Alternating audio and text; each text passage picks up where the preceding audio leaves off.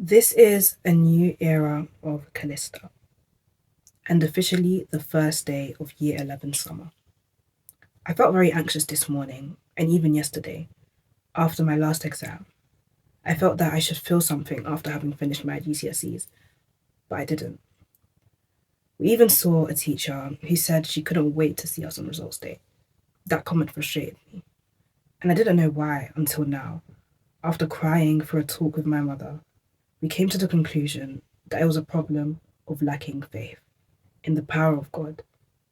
I had done my part and felt that it hadn't been enough, and I doubted that God's power would be made perfect in my weakness. I allowed the lies of the enemy make me believe I was not worthy of rest or enjoyment because I had not worked hard enough. I forgot about God's grace.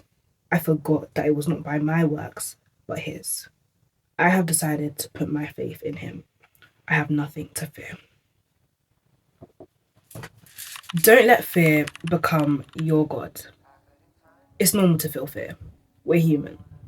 But when it becomes an obsession, a fixation, confusion, it gets bad, sour.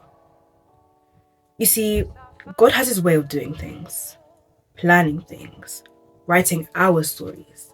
So let Him. In fact, let me take that back. Fear is not the problem, but the power you allow it to have over you is where the true problem lies. It shouldn't be normal for a child of God to be dominated by fear. At least, not for a true believer, not for one who knows that the Lord is in control, always.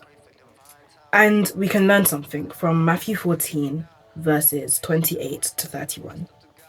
It reads, Peter said to him in reply, Lord, if it is you, command me to come to you on the water.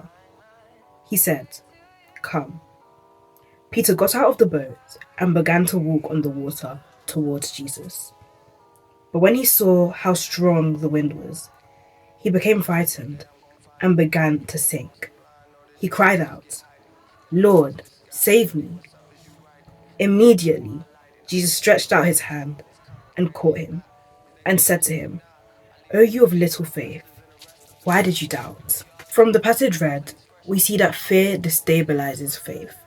When we focus on the things that worry us, we realize that our focus is no longer on God, who will keep us afloat even in times of distress, something we could never do for ourselves. So when we fear, it hurts Him. It's a sign of lack of faith, like we don't trust Him, like He's a stranger to us, like we doubt His power. But we don't. We really don't. We're just human, right? It's normal, right? No, it isn't. And we must make an effort to never allow fear to dominate us. Let me give you some examples. Okay, so because of a fear of elevators, you decide to take the stairs. Always. It slows you down. Because of a fear of failure, you work yourself so hard to the point of burnout. The use of the indefinite article, a, is very intentional compared to the use of the possessive pronoun, your. When you identify yourself with something, it becomes a part of you. Fear cannot be a part of you. So chase it away. Whenever you begin to doubt in God's power and faithfulness and decide to rely on yourself, make that conscious decision to believe Him. Believe your Maker, even when it doesn't feel right, even when you feel the fear. Because fear and faith cannot coexist. When you allow yourself to believe Him, you'll slowly see that fear become a thing of the past, one that has no right to control you. So, challenge yourself. Show that fear your faith right now. Allow yourself to stand firm in the face of fear, trusting that the Lord is right there to reach out His hand when you start to crumble. That means letting Him be in control. He won't force His way on you. You have a choice to make. Choose Him.